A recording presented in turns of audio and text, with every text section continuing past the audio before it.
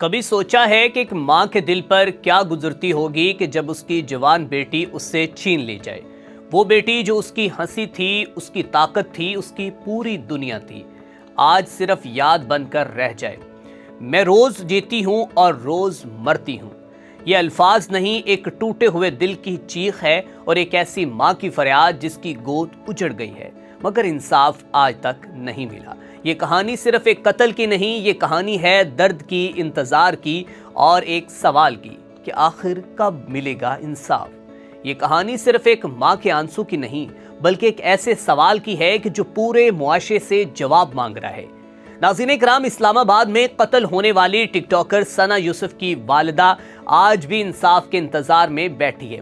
1 سال گزرنے کو ہے مگر ان کے زخم آج بھی ویسے کے ویسے تازہ ہیں۔ حال ہی میں سوشل میڈیا پر وائرل ہونے والی ویڈیو میں وہ آبدیدہ ہو کر کہتی ہیں کہ میں روز جیتی ہوں اور روز مرتی ہوں مگر میں اپنی بیٹی کے بغیر نہیں رہ سکتی۔ ان کی آواز میں وہ صرف درد صاف محسوس ہوتا ہوا نظر آ رہا تھا جو شاید لفظوں میں بیان بھی نہیں کیا جا سکتا تھا۔ وہ بتاتی ہیں کہ کتنی بار انہوں نے خودکشی کرنے کی بھی کوشش کی کیونکہ ان کی زندگی کا سب سے قیمتی حصہ ان سے چھین لیا گیا۔ ثنا ان کی اکلوتی بیٹی تھی، بہادر تھی، خود مختار تھی اور شاید ہی اسی کا قصور یہی بن گیا۔ اور ایک ماں کے لیے اس سے بڑا المیہ کیا ہو سکتا ہے کہ وہ اپنی بیٹی کے لیے انصاف مانگتے مانگتے تھک جائے مگر انصاف نہ ملے۔ ان کا کہنا ہے کہ 8 ماہ گزر چکے ہیں، 1 سال مکمل ہونے والا ہے مگر ابھی تک کوئی واضح انصاف سامنے نہیں آیا۔ وہ ہر جگہ اپنی بیٹی کو محسوس کرتی ہیں، ہر لمحہ سانس کے ساتھ ساتھ ایک کمی اور ایک درد جڑا ہوا ہے۔ وہ صرف اپنی بیٹی کے لیے نہیں بلکہ اس معاشرے کی ہر بیٹی کے لیے انصاف مانگ رہی ہیں تاکہ کل کو کوئی اور ماں اس کرب سے نہ گزرے۔ یہ واقعہ 2 جون کو پیش آیا تھا کہ جب اسلام آباد میں ملزم عمر حیات نے ثنا یوسف کو اس کے اپنے گھر میں فائرنگ کر کے قتل کر دیا تھا۔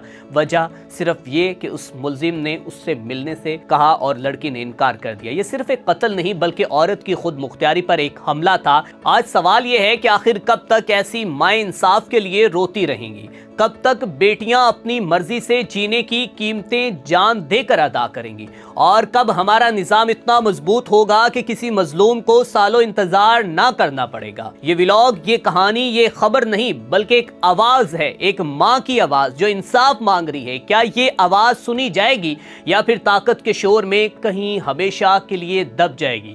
جس طرح اس سے پہلے شاہ زیب قتل کیس اور پھر اس کے بعد کراچی کے اندر ایک بڑے خاندان کی چشم و چراغ کی بیٹی جو ہے وہ باپ اور بیٹی کو بڑی بے دردی کے ساتھ رون دیتی ہے اور لیکن اس کے بعد وہ رہا بھی ہو جاتی ہے۔ ناظرین اکرام، عمر حیات نے ثنا کے ساتھ تعلقات وابستہ کرنے چاہے اور اس سے ملنے کا کہا۔ جب ثنا نے اس کو انکار کیا تو پھر اس کے گھر میں جا کر اس کو بڑی بے دردی کے ساتھ مار دیا اور اس وقت اس کی پھپھو بھی اسی گھر میں موجود تھی، جبکہ اس کی ماں کا کہنا ہے کہ اس درندہ صفت انسان نے میری آنکھوں کے سامنے میری بیٹی کو مارا تھا۔